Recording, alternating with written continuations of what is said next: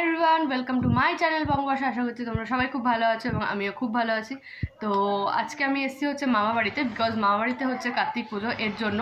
তো এটা আমার থার্ড টাইম কার্তিক পুজো, এবার যার জন্য একটু বড় করে করার চেষ্টা করেছি। তো কি হচ্ছে না হচ্ছে সবই তোমাদের সাথে শেয়ার করব। তো চলো আপাতত নিচে যাই, পুজো অলরেডি স্টার্ট হয়ে গেছে। তো মামিরা সব গোছগাছ করেছে, তো চলো সকাল থেকে আমিও উপোস করে আছি।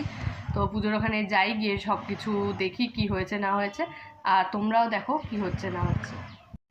এই ঘরে কেউ নেই, পুচকে নিচে আয়। আর দেখো গাইস, মামাবাড়ির সিঁড়িগুলো দিয়ে না আমার লাফিয়ে লাফিয়ে নামতে খুব ভালো লাগে। একটাই কারণে, মানে কেউ তো বারণ করার নেই, মানে বারণ করার নেই বলতে কি কেউ বলে না, এর জন্যে।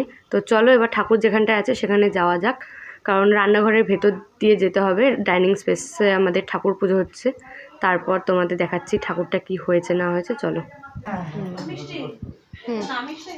এই যে ও ঘুমিয়েছিল, তারপর মামা নিয়ে ওর সাথে ই করলো, বুঝতেই পারছি দুজনে ফোন নিয়ে বসে আছে। তুমি জিজ্ঞাসা করো, আমারে বলবি না কেন?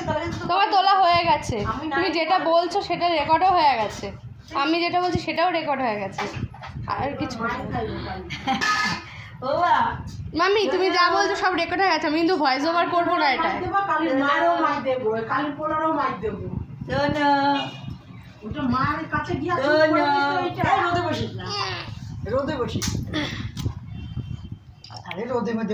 হ্যাঁ, একটুখানি রোদে বসতেই ভালোবাসি। তোমরা দেখো, এই যে পুজো করছে ওর নাম জিষ্ণু। তো আমার যে 3বার কার্তিক পুজো হলো, পরপর 3বারই পুজো ও করলো, এবার লাস্টবার করছি মানে বড় করে লাস্টবার হচ্ছে, তো যার জন্য ভাবলাম ওকে দিয়েই করাই। আর ছোটো মামি আর আমি উপোস যেহেতু রয়েছি, তো মামি বেশিরভাগ কাজ করেছে, আমার আসতে দেরি হয়ে গেছে বলে। তারপর তো শুনলে কি বললো ওরা আমাকে।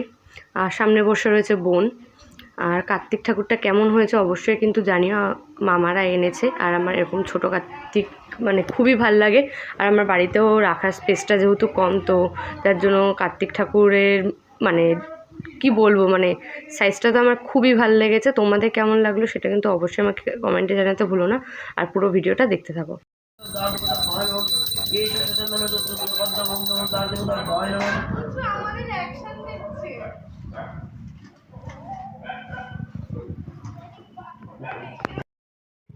আমাকে ভাই কত ভালোবাসে।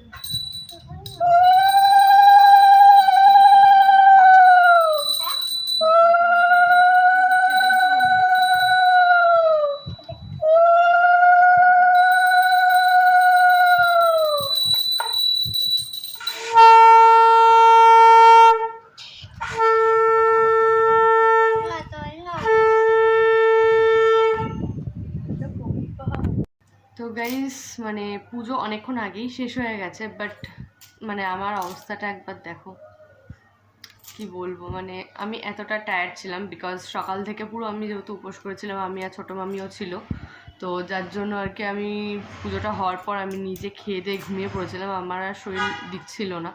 তো তারপর ভাবলাম যে না, তোমাদের তো আর বলা হয়নি যে পুজো শেষ হয়েছে বা কিছু, তো আমি মেকআপও রিমুভ করিনি। দেখো এখনও মামা বাড়িতে রয়েছে স্টিল, কারণ রাত্রিবেলা একটু খাওয়া দাওয়ার প্রোগ্রাম রয়েছে।